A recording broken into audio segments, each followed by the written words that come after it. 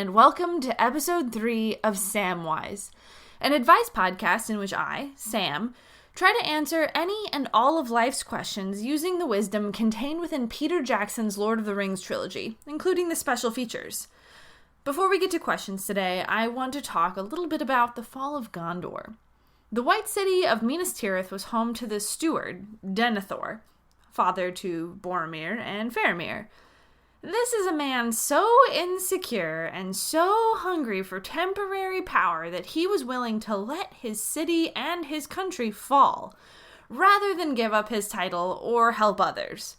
When Gandalf and Pippin arrived in Minas Tirith, it was dire, and it only got worse when Faramir got wounded in a skirmish with the Ringwraiths. So Gandalf, he gave up on Denethor, but he never gave up on this last stronghold of men. He broke the rules and he called for help, lighting the beacons so that the Rohirrim would come. He saved Faramir, even as Denethor tried to burn not only his family, but his entire city down. He fought at the front lines whenever he could, fighting back the Ringwraiths so that Faramir and his remaining soldiers could get back to the gates. He even risked his life to save these lesser mortals.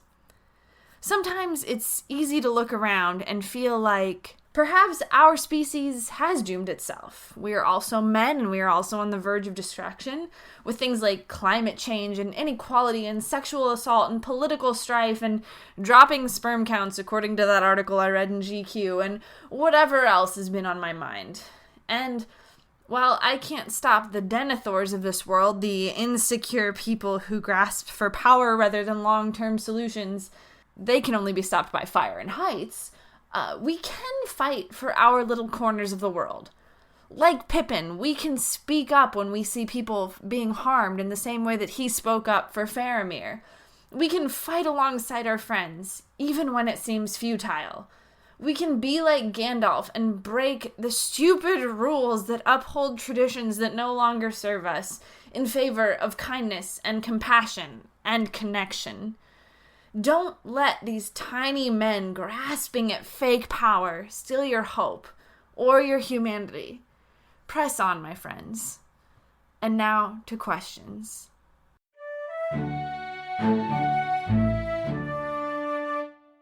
Hello, Samwise. I'm dealing with some strange emotions towards my parents who recently lost their dog, whom I really loved. And really soon after, they bought a new dog. And I don't know how to tell them that I feel that that is rude towards our old dog. Does Lord of the Rings have any advice on how to deal with someone either moving on too soon or just kind of replacing a loved one? Wow. This is a really tough question, as both a dog lover and someone who has had to see quite a few of their beloved childhood pets across the Rainbow Bridge. First of all, I'm very, very sorry. Now, as far as Lord of the Rings goes, I think it's actually really valuable to look at the love triangle between Aragorn, Arwen, and Éowyn. When Aragorn meets Éowyn, he thinks that Arwen has chosen to leave for the Grey Havens. He's communicated with Elrond, who, in a fit of stupidity, tries to speak for his daughter about her own love life. But anyway, that's for another question for another day. He thinks that Arwen has kind of given up on the world of men. And he loved her so deeply. It is a very real and very palpable loss. And he makes Éowyn this spirited, beautiful, talented, strong woman who reminds him of Arwen. And because his heart is big, it has expanded from this love of Arwen. It's ready to be filled by love again. And while he ends up making what the audience and what I feel is the right decision, saying no to her because of their age and experience gaps, and because he's still holding out hope that Arwen will make the right choice, he's not totally wrong to be interested in her, in the same way that your parents are not totally wrong to be interested in getting a new dog. There's tons of dogs in this world who just, they need homes, and there's tons of people who have the space and the love and the affection, and they're ready. But no one is better for dogs than previous dog owners. their hearts are already expanded. They've already got a dog-shaped hole there. And so I think you need to be kind and compassionate and forgiving of your parents in the same way that Aragorn's friends were forgiving of him for being interested in someone new. No one said anything, not Legolas, not Gimli, not anybody. Because it's totally understandable. When you've had a great love in your life, when they're gone, I don't think it leaves you with a hole. They always say statistically that men who are widowed end up finding successful second marriages, and I think that it's because our hearts are meant to be full. They're meant to be filled up. They're meant to love. And I think that's true of dogs as well, as hard as it may be, especially as someone who has loved the other dog, who's potentially grown up or lived with this dog. It's hard to let go of the past and understand where your parents are coming from, but I really think you should try. As hard as it is, their hearts were missing a piece, and they found something that doesn't replicate it exactly, but that fills them with that same sense of love and joy and devotion that their old dog did. I had to learn this lesson very personally when my parents, after we lost our childhood beagles, adopted 2 rescue dogs in succession. And while I've never lived with them in the way that I did with my beagles, they're such great fits for my parents. And I'm so happy that even though they're not my dogs or the dogs that I knew, that my parents have found them, because they're loving people and they're great candidates to give a dog a great home. So I hope you can find it in your heart to embrace this new dog like your parents have, because it is a testament to the love that they had for your old dog.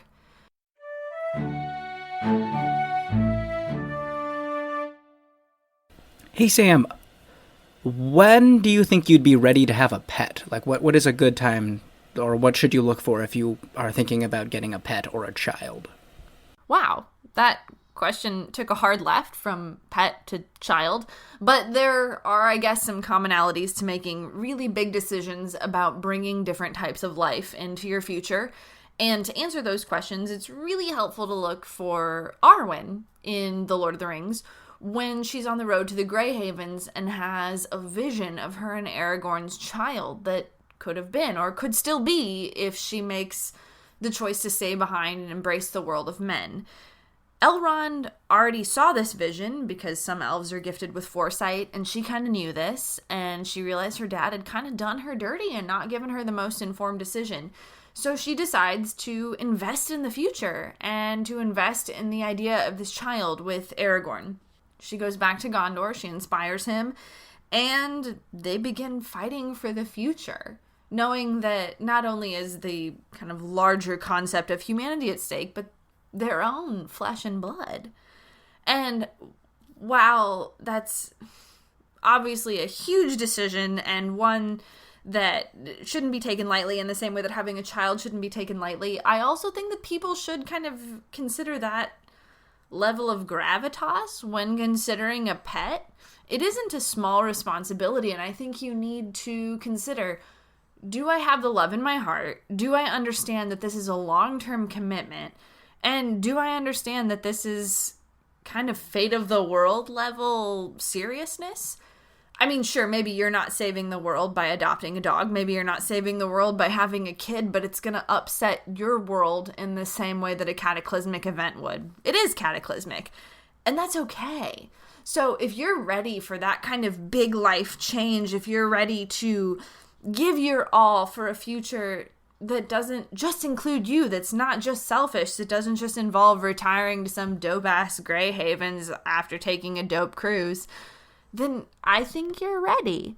And if you can't answer that question affirmative, maybe you should wait. And that's okay too. I also feel like maybe if you're considering kids and pets at the same level, stick with pet.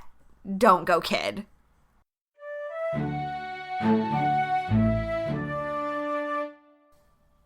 This last question comes from the Samwise Google Voice line at 608-561-2755. It was a text message, and it reads, "Hi, Samwise. I'm trying to think of a fun date for my fiance and I that is something different from the usual. Does Lord of the Rings have any recommendations?"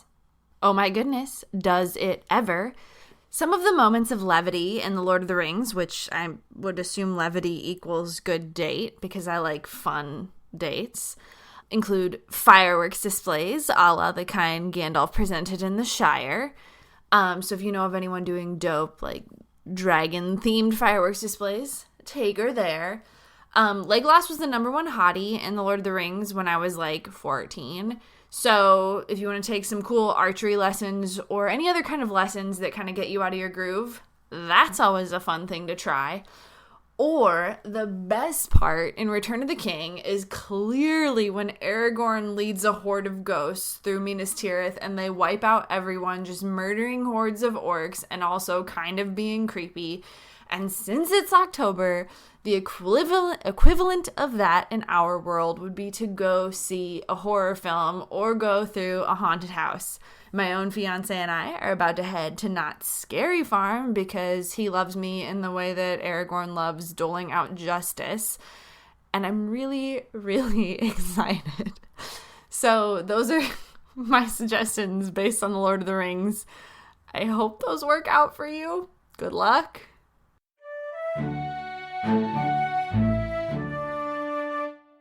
Thanks so much for once again tuning in. If you want me to answer your question, email me at sam.wise.ath@gmail.com or call or text 608-561-2755.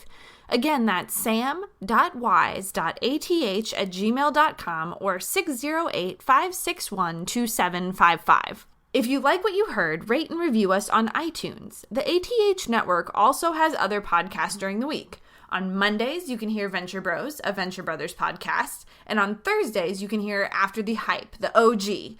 If you go to athpod.com, there's also articles every Wednesday and Friday. So the ATH Network has you covered every day of the week. Again, that's Venture Bros, a Venture Brothers podcast on Monday, Samwise on Tuesday, an article on Wednesday, After the Hype on Thursday, and another article on Friday. I'm really hoping that you tune in to at least one of these other features during the week.